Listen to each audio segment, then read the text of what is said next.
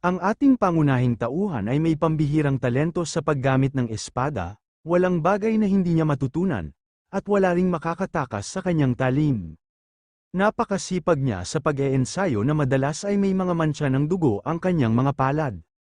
Pagkatapos niyang tumigil sa pag-aaral sa high school, ginugol niya ang kanyang 20 taon upang hasain ang kanyang kakayahan sa paggamit ng kutsilyo, hanggang sa maging pinakamahusay na swordsman sa buong bansa.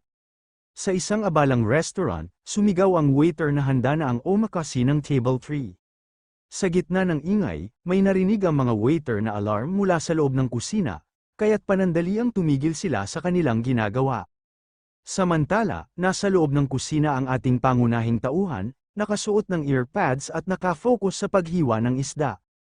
Nilapitan siya ng isa sa mga waiter, at sinabing may tumutunog na alarm sa kanyang cellphone. Napagtanto ng ating bida na naka-vibrate pala ito. Nang tingnan niya ang kanyang cellphone, may lumabas na notification mula sa isang laro. Napaisip siya kung yun ba ang larong na-delete na niya dati at kung may problema ba rito. Sinabi ng isang waiter na may bisita raw na dumating. Inutusan ng bida ang waiter na sabihin na wala siya. Ilang sandali pa, isang lalaki ang pumasok sa kusina at sinabing hindi siya naniniwala sa palusot. Pumasok ang isang matabang lalaki at sinabing oras na upang ibigay ng ating bida ang kanyang sagot. Ayon sa kanya, sapat na ang oras na ibinigay niya para mag-isip, at hindi naman daw mahirap ang kanyang hinihingi para sa isang taong araw-araw ay humahawak ng espada.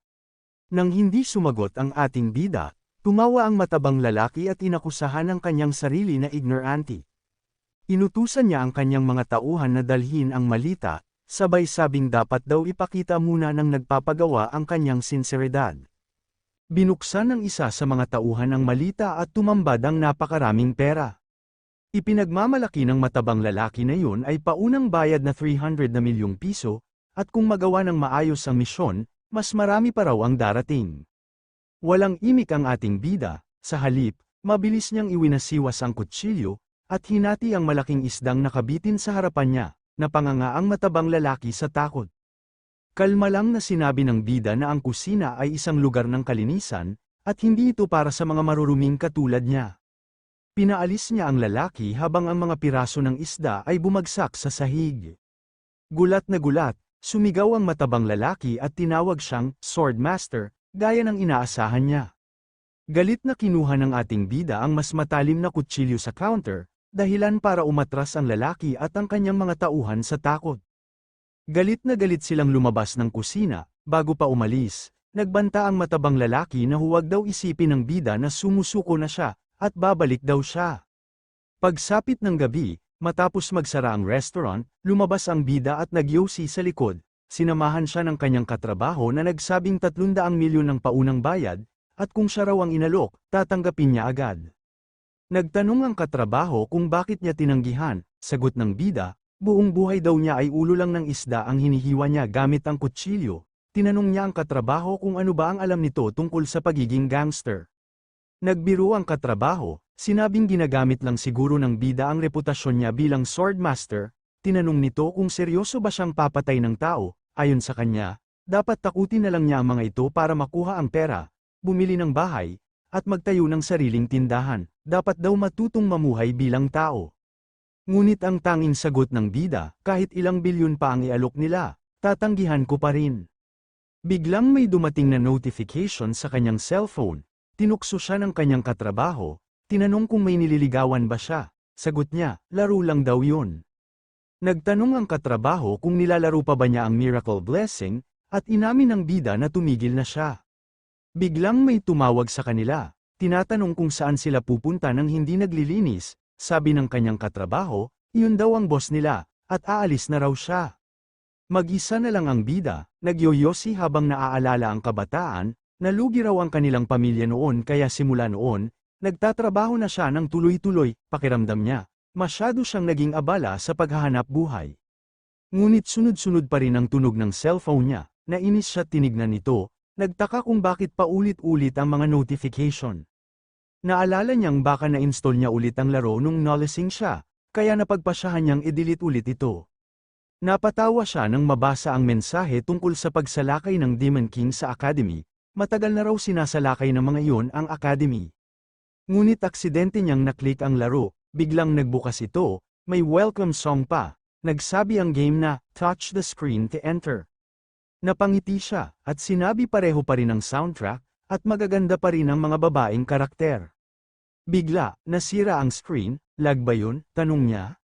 Bago pa siya makariyak, may malakas at maliwanag na lumabas sa cellphone, hinigop siya nito papasok. Ilang sandali pa, lumabas ang katrabaho ng ating bida mula sa restaurant, hinahanap siya. Napansin nito ang cellphone ng bida na nakahandusay sa lupa, at nagtaka kung saan ito nagpunta, bakit niya iniwan ang kanyang cellphone. Sumigaw ang boss mula sa loob, nagtatanong kung nasaan ang chef. Wala namang kam-alay-malay ang katrabaho sa nangyari, kaya pabirong sinabi niyang siguro nasa banyo lang ang chef, hindi niya alam na nasipsip na ito papasok sa loob ng laro. Sa screen ng cellphone, nakalagay, ang 100% transfer complete. Wala namang espesyal sa larong yun, isa lamang itong tipikal na pay-to-win na mobile game na may auto-hunting system. Isang mass-produced na laro na hindi na kailangan ng paliwanag. Isa lang ang dahilan kung bakit ito nilalaro ng ating bida, nabighani siya sa mga babaeng karakter sa laro. Nakakatawang isipin na kahit siya ay natangay ng larong yun, sa kabila ng dami ng perang ginastos niya dito. Matapos ang maraming ulit ng paglalaro at cycle, hindi na siya ang pangunahing karakter, hindi na rin siya NPC. Sa halip, naging background character siya, isang taong walang nakakaalam kung nasaan na sa mundo ng laro. Ang pangalan niya sa mundong yon ay Kang Jiama. Isang araw, hindi sinasadyang nabangga niya ang isang tao, nang lumingon siya, laking gulat niya, isang babae. Agad siyang nagtanong kung ayos lang ba ito, at sumagot naman itong maayos siya. Sa kabutihang palad, ang larong Miracle Blessing ay nakabase sa Korea, ang mga pangalan, lokasyon, at heograpiya ay halos pareho, maliban sa ilang bahagyang pagbabago, dahil dito, madali para sa kanya ang mag-adjust. Isang taon siyang nanirahan sa mundong yon, at unti-unting nalimutan kung laro ba ito o totoong mundo. Naranasan niya ang isang buhay na hindi niya natikman sa nakaraang buhay niya, hanggang sa dumating ang araw na yon. Pagbalik niya sa kanyang apartment, sinalubong siya ng mga magulang niya. Tuwang-tuwa at tinawag siyang pride and joy ng kanilang Sorikang clan, si Kang Jiama. Ipinakita nila sa kanya ang acceptance letter mula sa isang prestihiyosong akademya. Nakiusap siyang itabi na lang ito, pero iginiit ng kanyang mga magulang na tuwing tinitingnan nila ito, pakiramdam nila ay sulit ang lahat ng kanilang pagod sa pagpapalaki sa kanya. Tinanong ng kanyang ina kung naiprepara na ba niya ang lahat, at sagot niya'y, malapit na. Masaya ang kanyang ina, at sinabing, sige na, anak. Ngunit sa araw na yon, ang simpleng pangarap niyang mamuhay ng normal ay tuluyang naglaho. Napabuntong hininga siya sa kanyang kwarto, malapit na ang araw na yon, paulit-ulit na siyang nakiusap kung pwede bang huwag na lang, pero wala siyang nagawa, pagod na siya, kaya't nagsimula na siyang mag-empake. Habang nag-eempake, iniisip niya kung gaano kasaya ang lahat, hindi niya kayang tumanggi, tiningnan niya ang kanilang larawan bilang pamilya, at nagtanong sa sarili kung paano nga ba nakapasok si Kang Jiama sa ganoong kaprestihiyosong paaralan. Naisip niyang sinabi ng kanyang ama na lumitaw ang kanyang blessing noong nakaraang taon, at agad siyang kumuha ng entrance exam. Ang kanyang ina ay nagtaka kung hindi raw ba niya natatandaan yon. Napagtanto niyang bago pa man niya masapian si Kang Jiama, mayroon na itong blessing, at iyon ang dahilan kung bakit siya nakapasa sa entrance exam ng Hoakin Academy. Tinitigan niya ang acceptance letter at napaisip, genius ba talaga si Kang Jiama? Ang blessing ay isang espesyal na kakayahan na parang skill sa isang laro. Ngunit hindi lahat ng tao ay meron ito, karaniwan, ito ay namamana. Ang lipunan sa mundong yun ay hinati sa tatlong uri, ang mga noble, ang mga karaniwan, at ang mga mahihirap. Itinatag ang Hoakin Academy upang mapanatili ang kapangyarihan ng mga nasa itaas. Bagaman kunwari para ito sa hero cultivation, matagal na itong naging eksklusibo para sa mga anak ng mayayamang pamilya. Kamakailan lang, nagkaroon ng special admission para sa mga estudyanteng hindi galing sa pamilya ng bayani, at isa si Kang Jiama sa mga napasama rito. Napaisip siya, bakit kailangan pa ng mga bayani? Alam naman niya ang sagot, dahil sa mga halimaw. Bagaman alam niyang hindi ito tunay na mundo, ang training para sa digmaan ay masyadong totoo. Parang nagre-re-enlist siya ulit. Tinawag niya ang kanyang blessing, at isang system window ang lumitaw sa harapan niya. Pakiramdam niya ay hindi pa rin siya sanay sa mga ganitong bagay. Nakita niya ang unlock blessing ni Kang GM-ma, ang painlessness, binabawasan ang sakit sa loob ng 30 segundo, may 12 oras na cooldown. Hindi siya makapaniwala, napunta siya sa mundong ito na may ganitong kainang kakayahan, tuwing tinitingnan niya ito, parang nadidepress raw siya. Ngunit naalala niya, nung nakuha niya ang katawan ni Kang GM-ma, mayroon pa siyang isang blessing, ang blessing of the Sword God. Walang time limit, walang cooldown, pero gumagana lang kung ang espada ay mas mababa sa 30 cm ang haba at 5 cm ang lapad. Hindi siya makapaniwala, blessing of the Sword God, at ang pangalan pa niya'y Kang GM-ma, na ang ibig sabihin ay dugong demonyo, parang binibiro siya ng tadhana. Wala raw ganitong blessing sa laro dati, at ang pangalan nito ay masyadong engrandi para sa sobrang simpleng epekto. Pero ang pinakakakaiba, ang kondisyon nito, espadang mas mababa sa 30 cm at 5 cm ang lapad, halatang sashimi knife ang tinutukoy. Ganoon ba, kahit dito, gusto niyong maghiwa pa rin ako ng sashimi? Napailing siya, napagtanto, hindi talaga naaayon ang buhay sa plano. Tinanong niya ang sarili kung kompleto na ba ang gamit niya, bigla niyang naalala, nakalimutan niya ang kagamitan niya sa laro. Kahit ang pinakamahinang E-rank weapon, ay nagkakahalaga ng 10 milyong won, ang karaniwang C-rank, daan-daang milyon, A at S-rank, kayamanan na. Alam niyang sobrang mahal na nga ng matrikula, ayaw pa niyang gumastos sa bagay na pinilit lang siya, pero kailangan ito ng academy, at kung wala siyang dala, masamang impresyon agad. Napabuntong hininga siya at nagpa siya, napupunta siya sa Daikso, habang tumatayo at lumalabas ng kwarto, naalala niya ang una niyang master, na laging gumagamit ng Japanese sashimi knife na mahigit 100 milyon ang halaga. Lagi nitong sinasabi, ang tunay na master, ay hindi sinisisi ang kanyang kagamitan. Sa araw ng entrance ceremony, kung saan iniinspeksyon ang kagamitan ng bawat estudyante, nakatayo si Kang GM-ma suot ang kanyang uniforme, nakatingin sa instructor na may halong pagkalito. Tiningnan ng instructor ang mga sashimi knife sa mesa, at agad nagtanong, ito ba talaga ang sandata mo? Kalma lang ang sagot ni Kang GM-ma, opo, akala ng instructor ay kalokohan lang ito na gawa ng mga estudyanteng galing sa mayayamang pamilya. Kaya't tumindig ito ng tuwid at sumigaw, sa tingin mo ba biro ang akademyang ito, talagang naniniwala kang tanggap dito ang kutsilyong pangkusina para sa class placement test? Nanatiling kalmado si Kang GM-ma, inulit lang niya, yan ang sandata ko. Sandaling natigilan ng instructor, galit na tinawag siyang, estudyante, ngunit mahina kong paliwanag ni Kang GM-ma. Ako po ay isang special admission na estudyante mula sa simpleng pamilya, ang tuition pa lang ay siguradong napakalaking sakripisyo na para sa mga magulang ko, hindi ko na kayang bumili pa ng mamahaling sandata. Napatingin ng instructor sa kulay ng ID tag ni Kang GM-ma, iyon ang kulay ng mga special admission students, mga hindi galing sa pamilyang may lahing bayani. Biglang tumahimik ang paligid, nabigla ang instructor, isang institusyong kunwaring nagtataguyod ng pantay-pantay na edukasyon, pero halos tinataboy ang isang estudyanteng may malasakit at pagmamahal sa magulang, nakakagulat. Pagkatapos, nagsalita si Kang GM-ma na parang may bigat ang bawat salita. Ang sinisisi ang gamit, ay hindi pa bihasa. Nanigas ang instructor, kilala niya ang kasabihang yun, ang tunay na master, hindi sinisisi ang gamit. Hindi yun linyang maririnig mo lang mula sa isang teenager. Pakiramdam ng instructor, si Kang GM-ma ay mayroon ng level ng mastery, na para bang may malalim siyang pinagdaanan sa buhay. Ang kanyang paninindigan at katahimikan ay may bigat, parang isang Diyos ang kaharap niya. Kaya't pinayagan ng instructor ang kanyang sandata. Salamat instructor, sabi ni Kang GM-ma. Sa gilid, ang ilang mga estudyanteng mayayaman ay galit na nakatitig kay Kang GM-ma, naaasar na ang isang tulad niya ay nakapasok sa academy. Paano nakapasok ang ganyang uri dito, bulungan nila? Ngunit bago pa magkaroon ng gulo, sumigaw ang instructor. Tahimik, pagkatapos ng pagsusuri, lahat ay kikilos ng maayos at mabilis. Habang dumaraan si Kang GM-ma sa pila, tinig ng instructor ang muli nilang narinig. Tandaan ninyo, depende sa kilos ninyo, maaari akong maging anghel ninyo, o demonyo.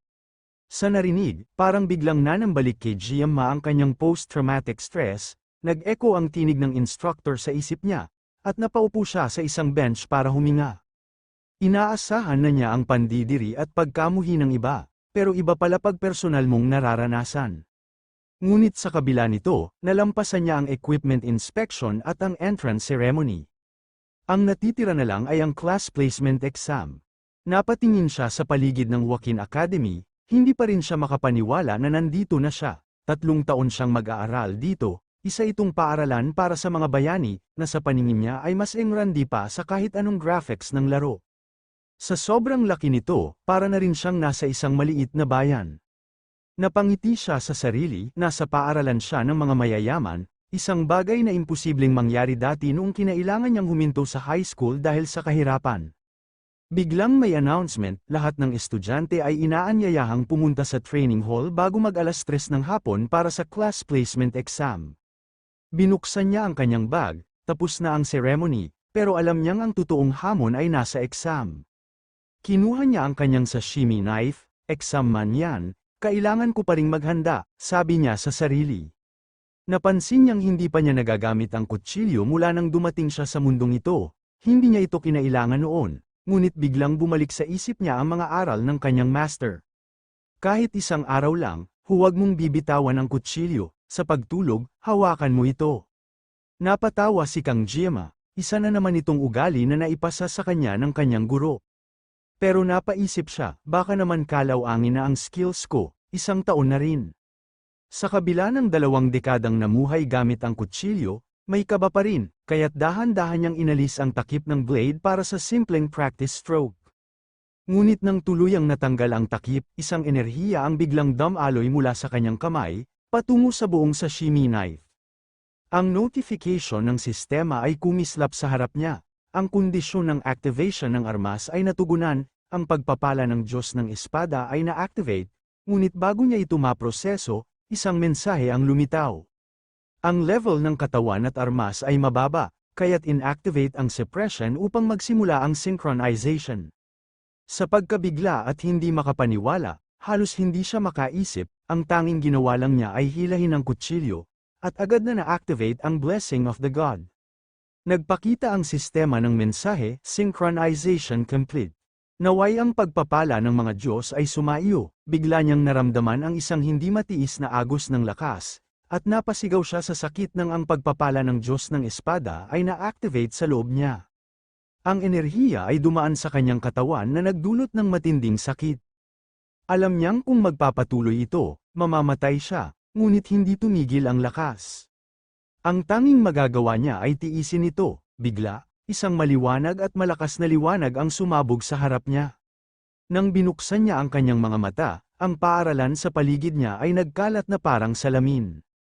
Nang hihinayang siya at natulala, nagtatanong kung ano ang nangyayari. Hinayaan niyang mahulog ang hawak niya sa kutsilyo, at pagdapo nito sa lupa, ang sirang mundo ay naibalik sa normal, na nagdulot sa kanya ng mas malaking gulat. Napagtanto niya na sa oras na bitawan niya ang kutsilyo, ang lahat ay bumalik sa normal. Biglang sumakit ang kanyang ulo at katawan, naunawaan niyang na-activate ang banal na kapangyarihan. Ngunit nagtataka siya kung ang epekto ba ng pagkabasag ng mundo ay may kinalaman sa pagpapala ng Diyos ng espada. Malaki ang epekto ng backlash mula sa activation, at alam niyang ang kanyang blessing ng painless ay makakatulong lamang sa banayad na sakit sa kalamnan, hindi sa ganitong uri ng matinding sakit.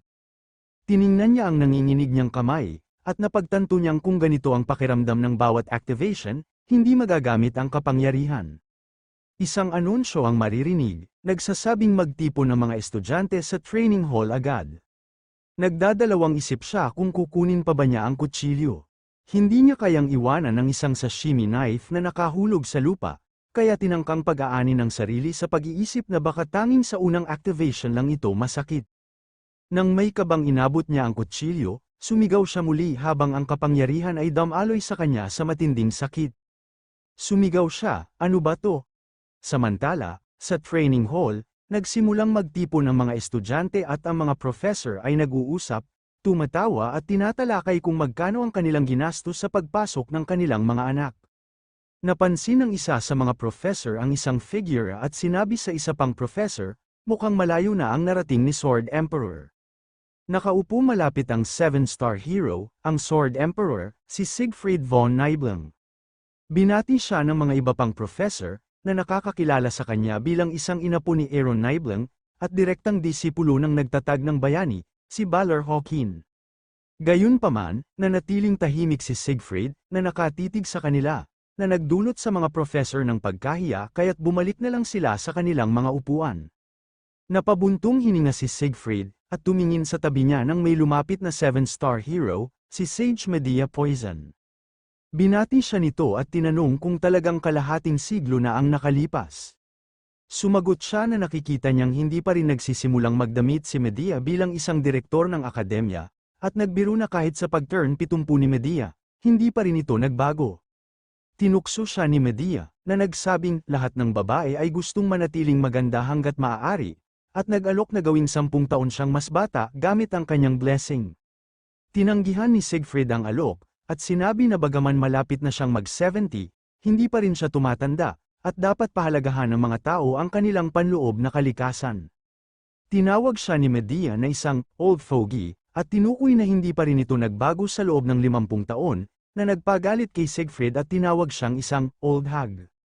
Ngumiti si Medea, at tinukso siyang malaki ang pagbabago niya. Kung ito na ang mga klaseng event na ina-attendan niya, nagsalita si Medea, na nagsabing, dati ay hindi mo kayang mag-hangout sa mga egoistic na ito, at inisip niyang siguro, dahil sa paminsan-minsan na pagpapakita ng kanyang apo, siya na lang ang may dahilan para magpunta. Nanatiling tahimik si Siegfried, at binanggit na mukhang magsisimula na ang mga bagay.